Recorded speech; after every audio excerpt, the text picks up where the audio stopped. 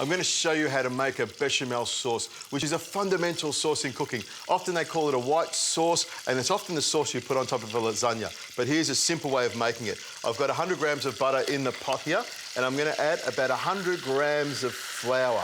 You want to have equal amounts of flour to butter, and that will make the sauce nice and thick. You want to have a really good pot. This pot's stainless steel inside, which means nothing will stick to it, but also it's a really heavy base pot, which means it carries the heat all the way around the side. You can see it's bubbling up around the side. That's a really good indication that this is a great pot. What I'm doing is cooking the roux, which is the flour and butter, together until that flour sort of pops open. You can see that happening in the pot. Turn it down to a low heat. Now, this is where I start adding the milk. Now, classically, we would have the milk already hot, but I'm going to show you a little cheat way of getting this together so you don't have to heat up the milk.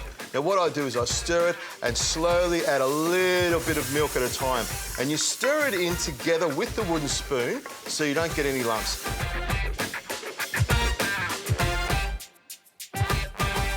Have a look at this, nice and thick and smooth. And here's a tip. When your sauce is really shiny like this, it means it's a good sauce. I mostly use this sauce for pasta, but I'll tell you what, if you want to make something like a lobster mornay or prawns mornay, this sauce is perfect. Now, if you leave it like this, it will have a skin on it, and a little tip is to melt some butter over the top of it.